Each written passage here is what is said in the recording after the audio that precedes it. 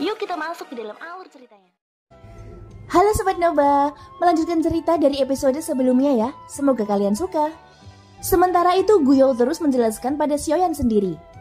Orang kedua adalah seorang wanita.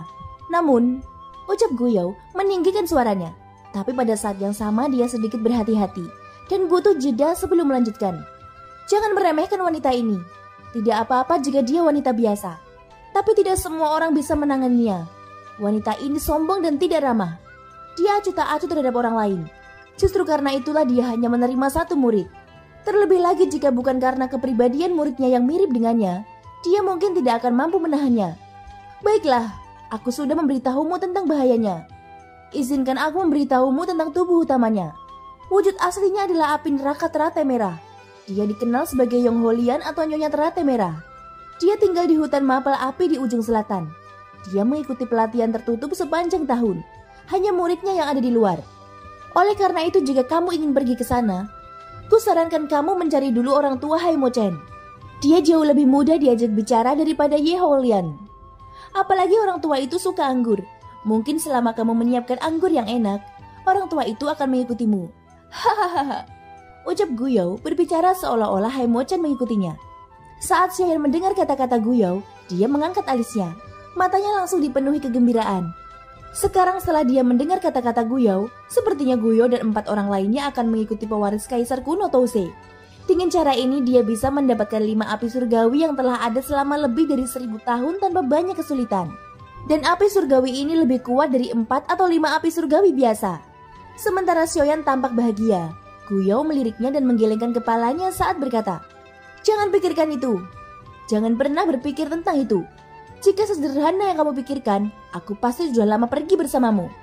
Meskipun kita berlima harus mengikuti pewarisnya, kita masih perlu melihat apakah pewarisnya memiliki cukup bakat," ucap Guyo. Xiaoyan secara alami tahu bahwa karena 5 senior akan mengikutinya, mereka pasti akan disertai dengan banyak ujian yang sulit. Misalnya Xiaoyan telah memasuki gua tempat tinggal Guyo. Meskipun Guyo tidak berpartisipasi secara pribadi dalam uji kekuatan Xiaoyan, dia pasti mengetahuinya. Kalau tidak, dia tidak akan bisa tersenyum ketika menghadapi orang asing seperti Xiaoyan setelah kultivasinya diganggu. Guyo telah menjelaskan banyak hal kepada Xiaoyan. Tentu saja itu bukanlah sesuatu yang bisa didapat Xiaoyan dari 1 atau 2 kata yang tampaknya licik. Bagaimanapun juga, Guyo adalah seorang ahli yang telah hidup selama ribuan tahun. Bagaimana Xiaoyan yang baru berusia 50 tahun bisa dibandingkan dengannya? Meskipun Xiaoyan tidak muda, dia seperti anak kecil bagi Guyo. Guyo menghela nafas. Dia tanpa daya melirik Xiaoyan dan berkata, "Ujiannya sederhana.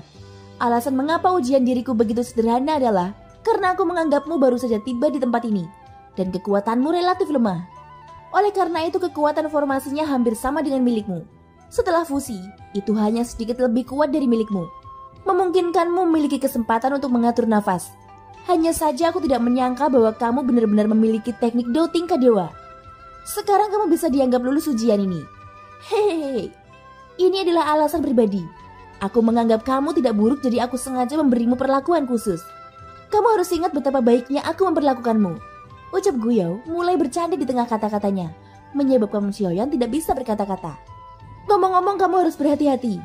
Kesulitan tes orang tua Haimo Chen jauh berbeda dari persyaratan paling dasar. Mungkin akan baik-baik saja jika kamu berakhir di tempat orang tua itu. Aku mungkin bisa membantumu," ucap Guyo. Xiaoyan juga merasa sangat terkejut saat mendengar ini. Bahkan formasi saat ini tidak memiliki kualifikasi untuk mengujinya. Seberapa sulitkah ujian selanjutnya? Namun ini memberi Xiaoyan cukup waktu dan motivasi untuk berkembang. Pertumbuhan kekuatannya hanya tinggal menunggu waktu saja. Sedangkan untuk motivasi, dengan sisa mantra api sebagai motivasinya, Xiaoyan tentu saja tidak perlu khawatir. "Kutua, bisakah aku memanggilmu seperti itu?" ucap Xiaoyan. Guyo menganggukkan kepalanya dan Xiaoyan melanjutkan. "Karena aku sudah lulus ujian Kutua, apakah ini berarti junior ini bisa mendapatkan sisa mantra api di tanganmu?" ucap Xiaoyan mengulurkan tangannya ke arah Guyo saat dia berbicara. Guyo menggelengkan kepalanya saat melihat ini. Dia merasa sedikit menyesal dan berkata, "Tidak, saat itu di satu sisi, Kaisar kuno Tousei ingin memastikan bahwa api pembakaran tidak akan hilang. Dan di sisi lain, itu adalah ujian lain bagi pewarisnya. Dia menggabungkan mantra api pembakaran yang tidak lengkap ke dalam tubuh kita berlima. Dan kecuali kamu menyempurnakan api asal api surgawi, kamu tidak akan bisa mendapatkannya. Paling-paling kamu hanya bisa menahanku di dalam tubuhmu dan menunggu sampai kamu memiliki kekuatan yang cukup sebelum bergabung denganku. Terlebih lagi proses fusinya juga sangat berbahaya. Dan saat kau menyatu dengan api asalku, jiwaku akan terhapus secara otomatis. Hal ini juga mencegah pewaris meninggalkan efek samping yang aneh setelah menyempurnakan api surgawi. Ucap Guyo. Ucap Xiaoyan, ekspresi wajahnya sedikit berkedut. Namun ini juga bagus. Dengan cara ini dia akan memiliki petarung bebas yang kuat di sisinya di masa depan. Jangan terlalu memikirkannya. Orang tua ini tidak akan membantumu. Bahkan jika hidupmu dalam bahaya, aku tidak akan membantumu. Ucap Guyo sangat tegas. Bahkan Xiaoyan tidak tahu kalau dia sedang bercanda. Aku ingin tahu apakah Gutua dapat menjelaskan asal mula mantra api pembakaran kepadaku. Karena efek mantra api pembakaran sangat kuat. Itu seharusnya tidak dibuat oleh orang yang tidak dikenal, bukan? Ucap Xiaoyan. Nada bicaranya penuh dengan keinginan akan pengetahuan. Ini adalah pertama kalinya dalam sejarah Xiaoyan memiliki keinginan yang begitu kuat. Guyo membuka mulutnya dan tersenyum. Mantra api pembakaran ya? Pencipta metode budidaya ini memang merupakan individu yang mengesankan dan mendominasi. Orang itu mencapai puncak hanya dengan mantra api pembakaran ini. Dia menggunakan kekuatan api untuk secara paksa menciptakan dunia dan menyelamatkan banyak orang dari jurang penderitaan. Kekuatannya mengguncang langit. Ucap Guyo, nada suaranya menjadi semakin bersemangat saat dia berbicara. Namun tiba-tiba dia menjadi seperti balon kempes. Auranya yang melonjak langsung kembali ke titik semula. Sayangnya pada akhirnya dia mati di tangan saudara-saudaranya. Seorang ahli puncak dari satu generasi tewas sendirian karena beberapa saudara. Ucap Guyo. Begitu dia selesai berbicara, Xiaoyan merasa suasana di dalam aula menjadi sunyi senyap. Dalam sekejap ia kembali ke keadaan semula. Namun Xiaoyan merasa seolah-olah dia telah mengalami suatu era. Hanya ketika Guyo mendengus, baru kemudian Xiaoyan terbangun. Wajah Xiaoyan menunjukkan ekspresi ngeri saat dia melihat ke arah Guyo. Tadi sangka hanya kenangan seorang ahli kuno saja yang bisa menggugah emosi seseorang. Dia benar-benar bertanya-tanya kekuatan seperti apa yang dimiliki ahli ini jika dia masih hidup. Baiklah, aku tidak akan berbicara denganmu lagi. Ayo pergi setelah aku menyegel tempat ini. Ucap Guyo berkata dengan acuh tak acuh. Ketika Xiaoyan mendengar ini, dia mengatur pikirannya dan tidak mengatakan apapun lagi. Dia mengikuti Guyo keluar dari aula. Setelah keluar dari aula, Guyo melihat lebih dalam ke aula tulang tenang yang telah dia tinggali selama ribuan tahun. Dia perlahan mengangkat tangannya dan membentuk segel tangan. Tanah di depan aula bergetar dan dinding hitam muncul dari tanah. Itu dengan tegas memblokir pintu masuk aula. Begitu tembok itu muncul, Xiaoyan menghirup udara dalam-dalam. Xiaoyan tidak dapat mengenali dari bahan apa dinding itu dibuat. Namun hanya berdasarkan fakta bahwa Xiaoyan tidak mampu mengenalinya, Xiaoyan mengakui tidak memiliki kemampuan untuk menghancurkannya sedikit pun. Saat Guyo melihat ini, dia hanya menyengir dan tidak mengatakan apapun lagi. Dia terbang keluar dari gunung. Xiaoyan mengikuti Guyo keluar dari aula tulang gelap jauh di bawah tanah dan kembali ke gua. Guyo dan Xiaoyan melihat naga es raksasa yang menjaga pintu masuk gua saat mereka keluar. Seluruh tubuh naga es mengelilingi pintu masuk gua. Api putih keperakan terpancar dari permukaan tubuhnya. Naga raksasa itu tampaknya telah merasakan aura Guyo dan Xiaoyan. Tubuhnya yang bercokol terbalik dan melompat ke udara. Kepala naganya menghadap pintu masuk gua dan mengeluarkan gelombang raungan rendah. Dua sosok putih muncul dari pintu masuk gua ketika dua ledakan sonik muncul. Mereka berhenti di udara dan berdiri berdampingan. Xiaoyan memandang naga es itu dan tersenyum. Meskipun naga es ini terbentuk dari sebuah formasi, ia memiliki kecerdasan. Terlebih lagi sepertinya ia memiliki hubungan yang luar biasa dengan Gutua. Kemungkinan besar Gutua tidak menganggap naga es ini sebagai sebuah formasi. Naga es melihat senyum hangat Xiaoyan. Ia membuka mulutnya yang besar dan menggosokkan kepala naganya yang besar ke Xiaoyan. Ia juga menderu beberapa kali, menyebabkan seluruh gua berguncang. Nafas naga yang dihembuskan dari hidungnya menyebabkan pakaian Xiaoyan menempel erat di kulitnya. Hal ini menyebabkan Xiaoyan merasa sangat tidak nyaman. Guyo tertawa pelan beberapa kali. Dia mengelus jenggotnya dan tersenyum sambil menatap naga es itu. Ada sedikit keengganan di matanya. Naga raksasa itu tampaknya telah merasakan emosi Guyo saat ini. Kepala naganya yang sangat besar bergesekan dengan tubuh Guyo. Keengganan mirip manusia terlihat di matanya. Guyo mengulurkan tangannya dan mengusap kepala naga itu, menghaluskan rambut biru esnya. Setelah itu dia mundur selangkah dan berdiri di udara. Segel di tangannya mulai berubah sekali lagi. Gelombang demi gelombang riak energi yang kuat menyebar ke seluruh tubuhnya, membentuk riak energi seperti air. Segel di tangan Guyo terus berubah. Sinar energi putih susu terus-menerus keluar dari tangannya dan menghilang ke tubuh naga es. Tubuh besar naga es itu bersinar dengan gelombang cahaya putih kabur. Keadaan awalnya yang energik menjadi lamban. Perlahan-lahan jatuh dari langit dan melengkung menjadi bola. Matanya terpejam dan tampak seperti orang tua yang akan tertidur. Namun Xiaoyan dapat merasakan bahwa ini bukan karena naga es telah melemah. Sebaliknya Guyo mengumpulkan semua energi yang telah dilepaskannya kembali ke tubuh naga es. Dari kelihatannya, Guyo tidak hanya menyegel energinya, tapi dia juga membuat naga es itu tertidur lelap. Kemungkinan besar, naga es akan tidur selamanya jika tidak ada yang memicu formasi ini di masa depan. Karena Guyo telah menggunakan segala cara untuk menyembunyikan istana tenang tulang, mustahil istana itu dapat ditemukan dengan mudah oleh orang lain. Akibatnya naga es semakin mustahil untuk bangun. Xiaoyan tanpa sadar menghela nafas ketika memikirkan hal ini. Meskipun itu sebuah formasi, mereka telah bersama selama 1000 tahun dan berteman selama 1000 tahun. Menjadi pelayan formasi sudah lama menjadi masa lalu. Namun tidak ada yang bisa menerima hasil seperti itu. Guyo membutuhkan waktu yang sangat lama untuk menyiapkan formasi. Tapi Xiaoyan sangat kooperatif dan tidak mengatakan apapun.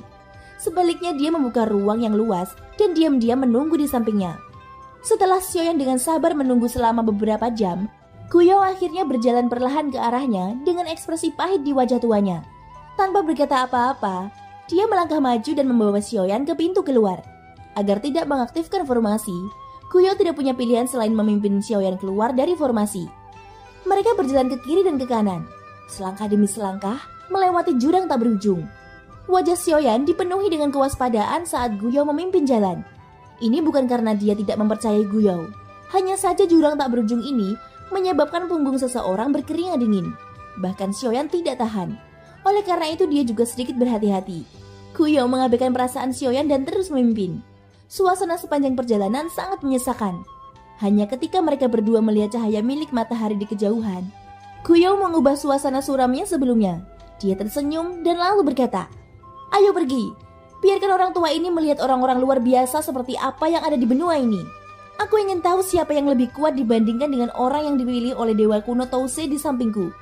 Hahaha, ucap Guyo meningkatkan kecepatannya saat dia berbicara dan terbang menuju cahaya. Dalam beberapa tarikan nafas, mereka berdua bergegas keluar dari gua yang kedalamannya puluhan ribu kaki. Bahkan Guyo tanpa sadar menyipitkan matanya saat dia keluar.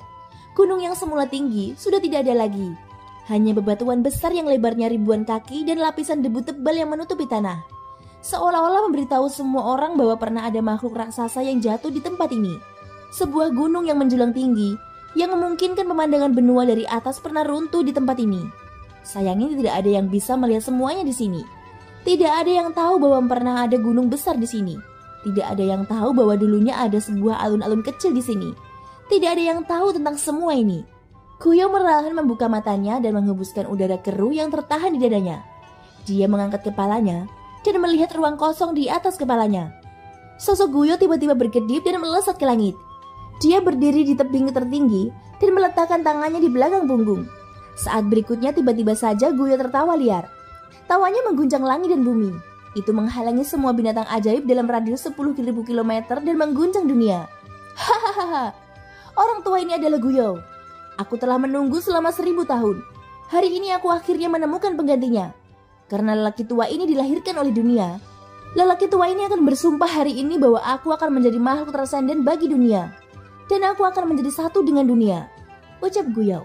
Pupil mata Xiaoyan tiba-tiba menyusut saat kata-kata ini diucapkan.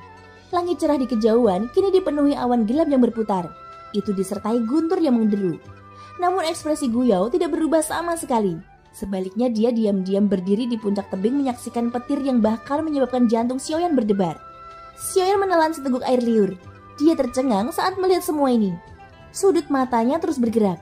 Dia dapat dengan jelas merasakan bahwa petir yang turun dari langit bukanlah petir biasa. Menilai dari kekuatan yang meletus saat petir meledak, Xiaoyan tidak memiliki kepercayaan diri untuk menahan satupun dari petir tersebut. Berapa banyak kekuatan yang dia miliki untuk dapat menyebabkan kerusakan sebesar itu? Sepertinya bahkan level Dodi hanyalah seekor semut. Gumam Xiaoyan pada dirinya sendiri. "Hai bocah, apakah kamu takut?" ucap Guyo secara kebetulan turun dari tebing saat ini. Dia tanpa sadar menggoda Xiaoyan ketika dia melihat penampilannya yang terkejut. Saat itulah Xiaoyan bereaksi. Petir di langit telah menghilang. Awan gelap juga sudah tersebar. Xiaoyan berbalik dan melihat Guyo berdiri di depannya. Dia segera membuka mulut untuk bertanya, tapi Guyo selangkah lebih maju darinya. Dia menjelaskan bahkan sebelum Xiaoyan mengajukan pertanyaan. Petir surgawi semacam itu disebut petir ilahi 9 surga. Ia dapat menghancurkan segala sesuatu di dunia yang sangat gelap dan jahat. Ini adalah musuh dari semua hal jahat di dunia. Tetapi juga digunakan untuk memenjarakan orang. Itu adalah benda suci yang digunakan untuk membuat sumpah petir surgawi. Ia memiliki kekuatan dunia dan dapat mengguncang langit, ucap Guyo. Xiaoyan tersenyum sambil melihat ke arah praktisi muda yang perlahan membuka matanya. Menurut persepsi Xiaoyan, kultivasi praktisi muda ini tidaklah buruk. Setidaknya di benua Doki dia bisa dianggap sebagai talenta luar biasa. Dia telah mencapai kekuatan Do Huang bintang 7.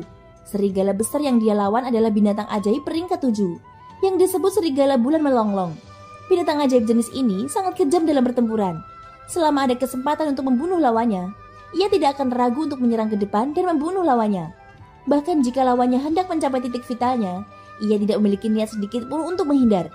Oleh karena itu ketika dihadapkan dengan gaya bertarung hidup untuk hidup, banyak orang akan mundur untuk maju. Mereka hanya akan bertahan dan tidak menyerang, menunggu sampai ia mengungkapkan kekurangannya sebelum memberikan pukulan fatal. Sayangnya biasanya hanya dapat sedikit orang yang bisa bertahan sampai saat itu karena di bawah pemboman keras serigala bulan yang melonglong. Mereka tidak bisa menahannya. Kecuali kekuatan seseorang jauh melampaui serigala bulan yang melonglong. Tidak ada orang yang cukup bodoh untuk melawannya dengan kekuatan lemah. Namun orang di depan Xiaoyan agak aneh.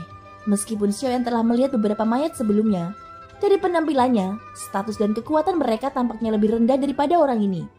Saat praktisi muda itu membuka matanya dan melihat Xiaoyan, dia secara naluriah melompat dari batu hijau tempat dia berbaring dan mendarat di tanah beberapa meter dari Xiaoyan, membawa kabut abu-abu bersamanya.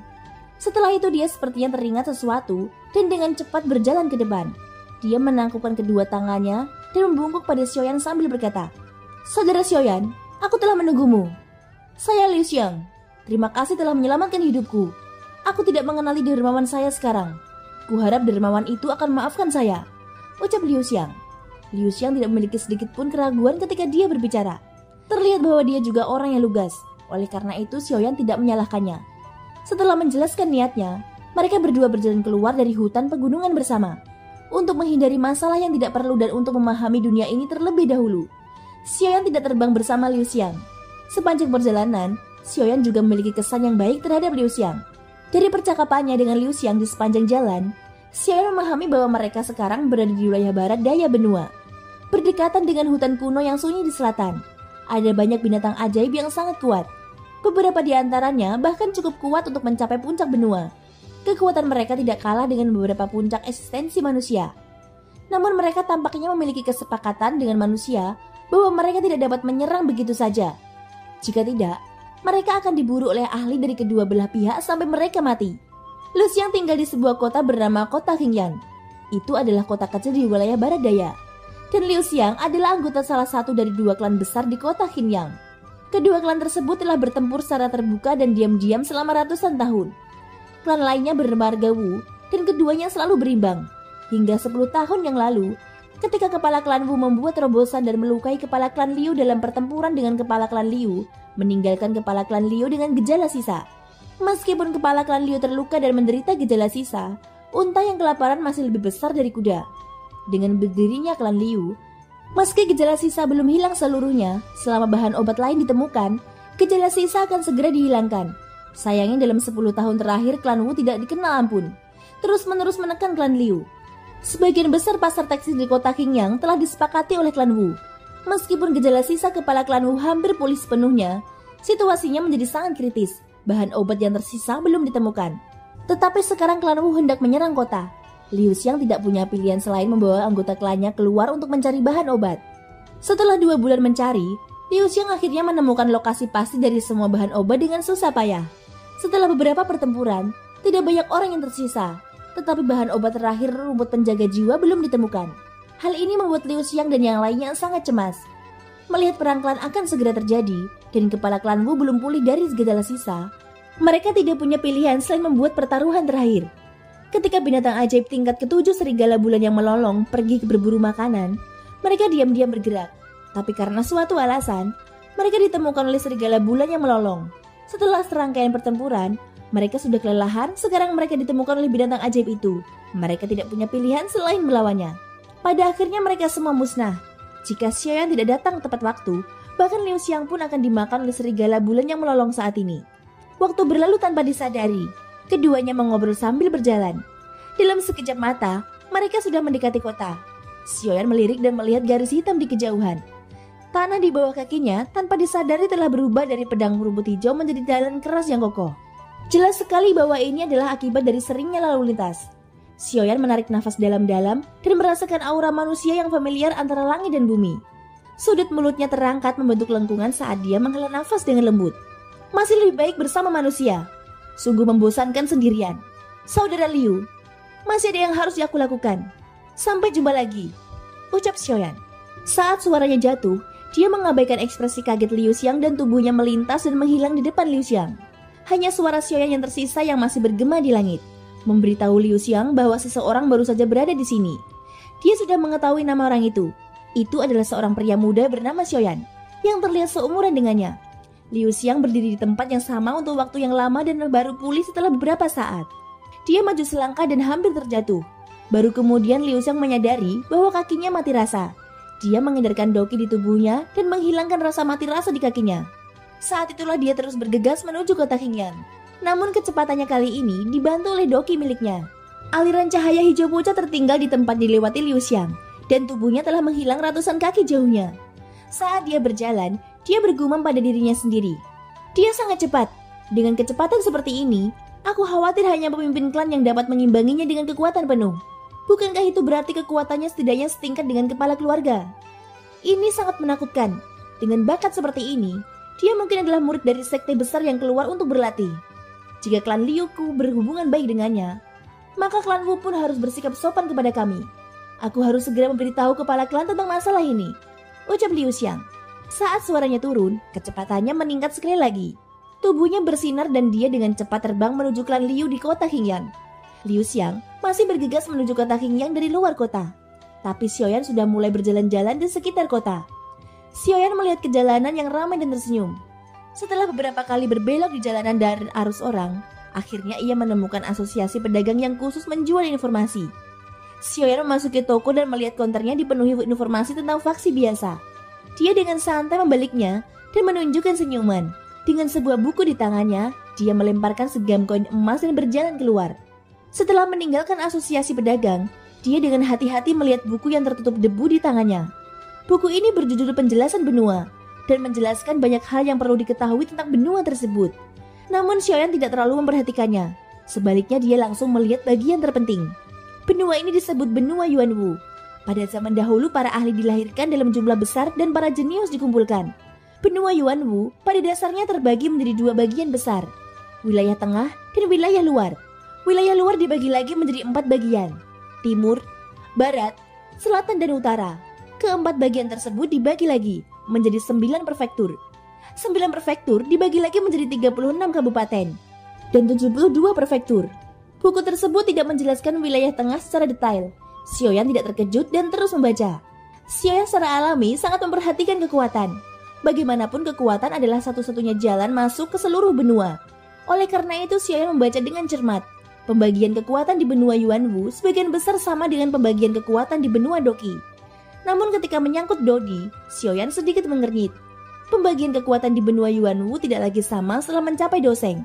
Setelah Doseng dibagi menjadi setengah Dodi, Dodi ranah transformasi asal, ranah pengembalian asal, raja asal, kaisar asal, zong asal, yang mulia asal, orang suci asal, dan kaisar asal.